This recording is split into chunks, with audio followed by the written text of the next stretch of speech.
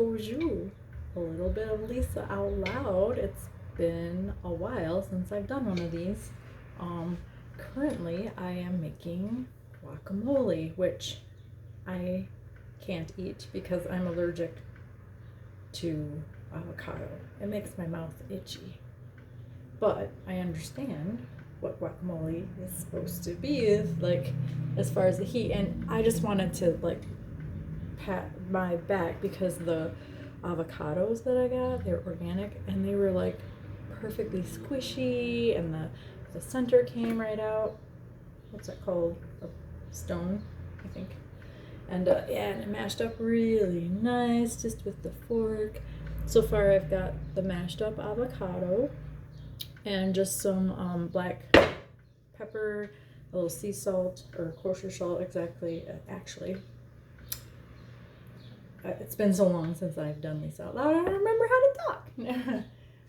And then I did like I just chopped up some real thin red onion, and I thought maybe I should measure it. So I got a 1/4 cup in there, and then there's this much left. I don't think I need all that in there, but I do need plenty of garlic. So that's where I got up to that part and thought, do a little Lisa out loud. I did, I'm on my own for, this is day 3. I've had 2 sleeps alone. Neil got scheduled to be a driver for the Interurban in Saugatuck over the holiday weekend, so to save himself a little bit of traveling and to make it a fun kind of a little camp out adventure for Elsie, just hang out with her grandma and her cousins over in Lake Town. They all went there Thursday and Friday because he wanted to wake up there Saturday morning to drive his shift. So all that to say, I'm home alone.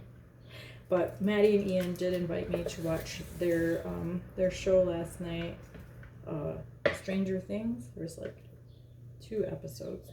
I don't know anything about it too much, but I was entertained. It was a little scary and stuff. So yeah, I had a little bit of company. And Lulu, of course. I'm just rambling. And crushing garlic. You know, if you lay the garlic down and smash it with the knife, it kind of helps that chop process. And so then when you start running your knife through, it's already kind of cut up. Yeah, so I went to the farmer's market, and I guess that's kind of why I started this video, because I wanted to say something about my experience there. First of all, I always love going to the farmer's market, and there's lots of good energy there.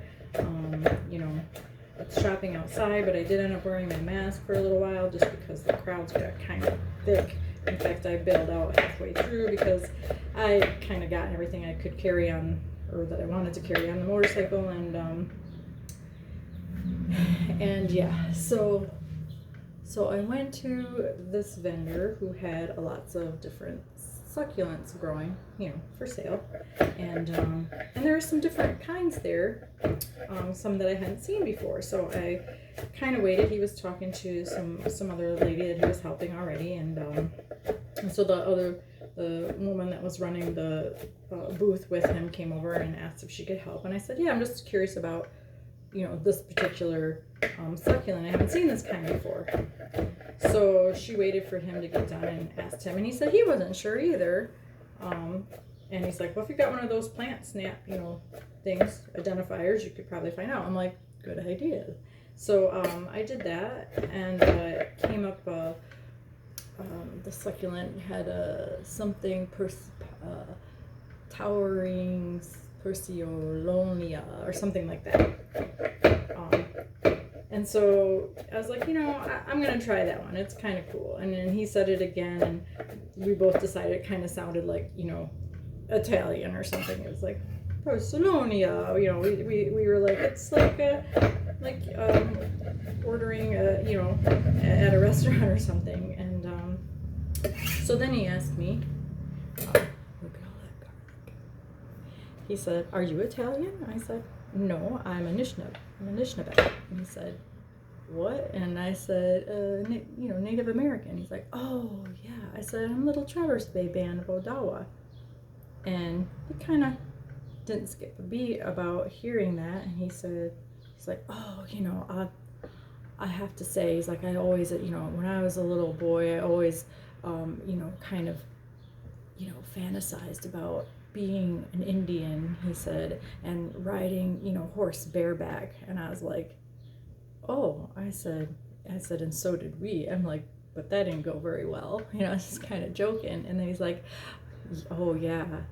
And he's like, also, I'm a coin collector. So I always made sure I collected all the Indian head coins because I liked looking at those the most. And I'm like, kind of in my mind, after I'd already paid for this plant, I thought, now I have to. And then, anyway, I just thought, here you're saying, I understood he was trying to say he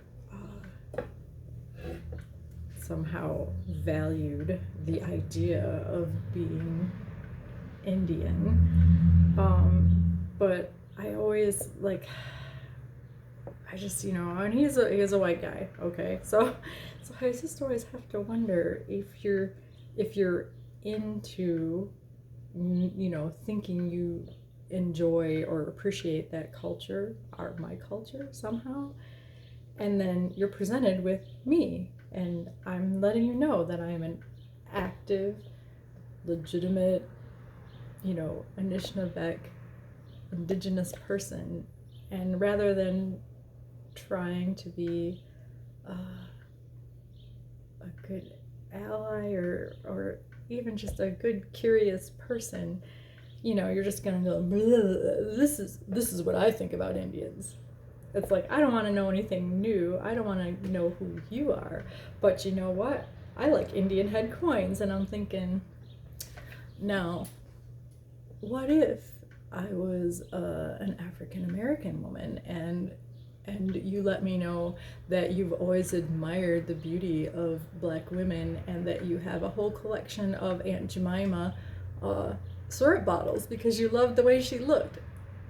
So, I don't think that's too far off from what he's telling me, that he collected Indian head coins because he enjoyed looking at them. And I'm like, I don't know. And you can probably be like, oh, you're just being overly sensitive. But I think there's some valid point to what I'm saying as far as, if you're telling someone that you enjoy their culture and then all you can do is tell them what it is that you do to enjoy that, and you're not, I just don't know. I guess I'm just saying it out loud because it bothered me, and I decided to plant that plant outside, and if it makes it, it makes it, and if it doesn't, I don't care. But I can always associate that, and and it's like I thought about what could I have said, in that moment to make him understand, that kind of what he was saying was in a way culturally insensitive. I mean, it was, and but how do you bring that up in the moment? You're not expecting it. You're at the farmer's market. You're buying a plant, for goodness sake, and then presented with this, and yeah.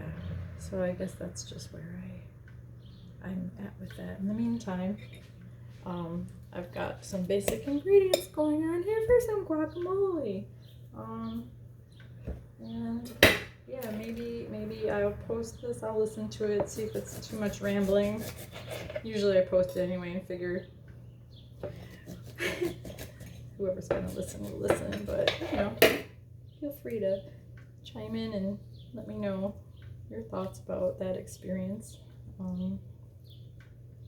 Or maybe just thinking about it and be, is there anything about that you could apply to your next encounter with someone from a different culture?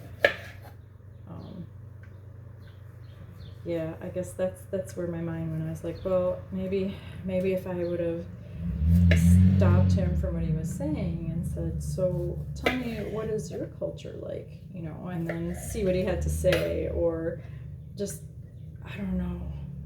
Like I said, it just kind of caught me off guard a little bit. I think I'm a fairly good educator